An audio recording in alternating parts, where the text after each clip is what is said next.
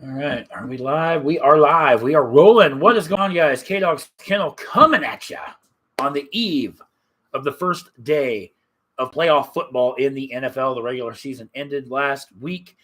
Ended in heartbreaking fashion for me because anybody who has watched my channel or knows me on a personal level knows I am a Green Bay Packer fan, and the Packers choked when it mattered the most and got eliminated by the Detroit Lions. So, yeah, I really don't give a damn who wins the Super Bowl, but I'm still gonna do picks because I've been doing them all year. So, but I digress. Last week we went 12-4, wrapping up the regular season at a very impressive 174, 97, and 2. Not too bad. We are going to jump right in to tomorrow. I do have the games listed in order. I believe there's 2 tomorrow, 3 on Sunday, and then the Monday night between Dallas and Tampa Bay. So we're going to start with an NFC playoff. The 7-seeded Seattle Seahawks taking on the 2-seeded San Francisco 49ers. A lot of people are questioning why did Seattle get in over Detroit, being that they had the same record. So let me break this down. So obviously, when it comes to playoff seedings, deciding who wins the division, who gets what, obviously your record goes in is the number one thing they look at. That's why the Eagles are the number 1 seed. They have the best record in the conference. That's why they got the bye, and they'll play the lowest seed remaining after the wild card round. So when it comes to Seattle and Detroit had the more impressive win because they knocked out Green Bay. Green Bay, all they had to do was win, and they would have got in. Seattle barely squeaked by the Rams, but the bottom line is that win wasn't as impressive. Winning against the team does not matter. If 2 teams end up with a tie in the regular season, obviously you can't base it upon records because they have the same exact record. So the next tier down, if they have the same record, they look at head-to-head. Earlier this season, the Seahawks beat the Lions in a shootout. I don't remember what week it was. It was like, I want to say it was like one of the first few weeks of the season, maybe like week 7, week 8, week 9, somewhere around there. But the Seahawks beat the Lions. So that's why they got in over the Lions. If they don't play each other, then they go by conference record. Who has the better conference record? Because again, if you don't play, if 2 teams, like in this case, Seattle and Detroit, were both 9-8. If had they not played each other, then the conference record would have gone into effect to where who had the better conference record. Because you can't judge 2 teams by who's the better team if they don't play each other. But like I said, in this case, Seattle beat Detroit in the regular season. That's why they got in over Detroit. But I mean, I had my share. I licked my wounds this past Sunday. I do what I do every year. I threaten to throw away all my Packers shit and become a Chicago Bears fan. For the record, no, that's not going to happen. But I digress. But the Seahawks are traveling out west to play the San Francisco 49ers. I got the 49ers winning this game, and I got the 49ers winning this game big. The 49ers, in my opinion, of the 7 NFC playoff teams, the 49ers look like the best team in the league right now. Brock Purdy has done a fantastic job. I don't want to say he's going to lead them to a Super Bowl title, but I do think that he is going to lead the 49ers over the Seahawks, and I think they're going to win big. Seattle lost both regular season matches to San Francisco. I don't think this one's going to be any different. A game I'm actually probably going to watch tomorrow just because of the fact I'm very intrigued by it. The 5th-seeded LA Chargers are taking on the 4th-seeded Jacksonville Jaguars in tomorrow night's nightcap. In a battle of 2 very intriguing teams. My heart wants Jacksonville to win. But pick-wise, I'm going to take the Chargers in this game. And I'm taking the Chargers because I just feel Justin Herbert is a better quarterback than Trevor Lawrence. I think the Jaguars are going to keep it close. I think this is going to be a close ball game through and through. But I just think the Chargers have an edge. I saw today Chargers wide receiver Mike Williams has a fracture in his back that will keep him out for the next 2 to 3 weeks. If the Chargers do get by Jacksonville tomorrow, you're either going to play the Chiefs or you're going to play, the winner of the Bengals-Ravens game. or the winner of the Bills-Dolphins game, I don't see the Chargers getting past either one of those teams. So, but like I said, I want Jacksonville to win, but for picks, I'm going to take the Chargers, but not by much, maybe by a field goal at the end of the game. We move on to Sunday. We have this 7-seeded Dolphins taking on the 2-seeded Buffalo Bills. I've got the Bills winning this game quite handily. Tua will not be starting for for Miami. Not sure if Teddy Bridgewater is going to make the start or if they're going to go with Skylar Thompson, their rookie. Either way, it's in Orchard Park. Buffalo, obviously, it's been a whirlwind couple of weeks for them with everything that's going on with Damar Hamlin. Their safety that went into cardiac arrest a couple weeks ago.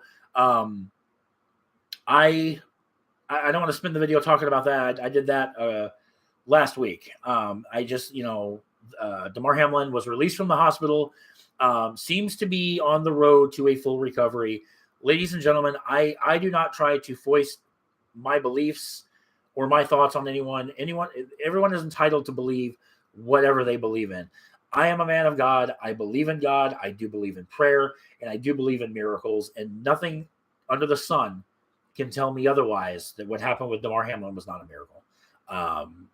That young man to go through what he went through and to be resuscitated on the field, not only on the field, but at the hospital, and is speaking, and on that road to recovery is nothing short of a miracle. But like I said, a lot of people are now coming out, well, if Buffalo wins the Super Bowl, it's going to prove that the NFL's rigged because the Bills, they're going to say they won it for Damar. Shut up. Like, seriously. I tabbed Buffalo as my Super Bowl favorites back in the preseason. If Buffalo is going to win the Super Bowl, they're going to do it because they're the best team in the league. I think Josh Allen needs to dial it back on the turnovers. I think of all the quarterbacks in the league, I think Josh Allen is up there as turning the ball over a lot more than other quarterbacks do. I think if Josh Allen cleans that up a little bit, I think he has a chance, a very good chance, to lead the Bills to Super Bowl 57, and if not, win it. But we'll cross that bridge if or when we get there. Next up, very intriguing NFC matchup. The 6-seeded New York Giants taking on the 3-seeded Minnesota Vikings. A lot of people are taking the Giants. I can see why.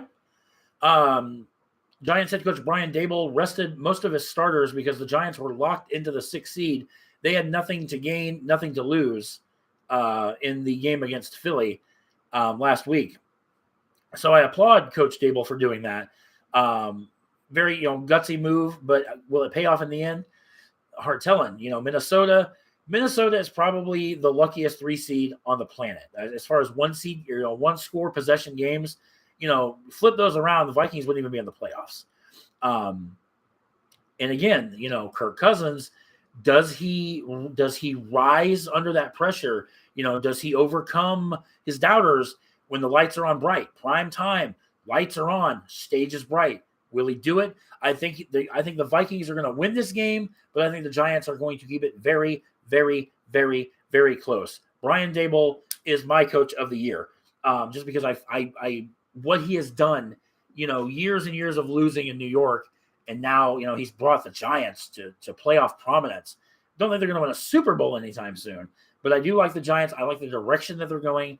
Daniel Jones played a lot better than he has in previous years. And like I said, I think they keep it close against Minnesota, but I like Minnesota at home. We move on to Sunday. The 6-seeded Baltimore Ravens taking on the 3-seeded Cincinnati Bengals. These two teams met last week, excuse me. And the Bengals won. I look for the Bengals to win again. Lamar Jackson, Ravens quarterback, is going to be out. I'm not sure if that means Tyler Huntley's going to start or if their third string is going to start. The Bengals, obviously, they're fueled by the fact that had the Bengals lost last week, the site for this playoff game would have been determined by a coin toss, whether it would have been in Cincinnati or it would have been in Baltimore, due to the fact that Cincinnati did not play 17 games, obviously, because they were supposed to play Buffalo 2 weeks ago prior to the Damar Hamlin injury. So Bengals were fueled by that. Like, they're like, a division winner has never played on the road in the playoffs. And the fact that, and I get the NFL only can do what they could have done in that situation, but regardless, if the Bengals won the North, which they did, they should have hosted the playoff game no matter what. And I think that fueled a lot of the fire, if you will, that Cincinnati had. I just think the Ravens are too banged up to keep up with Joe Burrow and the Cincinnati Bengals. And honest to God, I think if the Chargers, if they do beat Jacksonville, they're going to face the Chiefs, and we're going to get that much anticipated Cincinnati Buffalo game in the divisional round. It's just the only difference is it's going to be in Buffalo instead of Cincinnati, but to each their own. But I got the Bengals going over. Monday Night Football, the 5th seeded Dallas Cowboys taking on the number 4 seeded Tampa Bay Buccaneers. I wish I could throw the towel in and say neither one of these teams are going to win because they both suck. But somebody has to win this game. And the bottom line, Dallas, they got blown out by the Commanders in the regular season finale. The Buccaneers are limping into the playoffs first time ever in Tom Brady's illustrious career. He had a losing record, yet he still won the Buccaneers still won the NFC South, hence why they're hosting the game. It's hard to go against playoff Tom. It really, really is, especially at home. I got the Buccaneers going over in this game. I'm sorry, Dallas. I think at the end of the day, Dallas is a better team, but I like Tampa Bay at home. I like when the lights are on bright, nobody shines brighter than Tom Brady. That's just my opinion. So in the NFC, if my these picks come out the way I'm hoping they come out, the way I picked them, that would have Tampa Bay going to – the Eagles will play the lowest seed remaining, so therefore, the Bucs would be the lowest seed remaining. They would go to Philadelphia. The Vikings would go to San Francisco. That would be the divisional round, like I said, if this works out the way it should. So, recapping, I had the 49ers over the Seahawks, the Chargers over the Jaguars, Bills over the Dolphins, Vikings over the Giants, Bengals over the Ravens, and the Buccaneers over the Cowboys. Let me know in the comments section, guys, what you guys think is going to happen.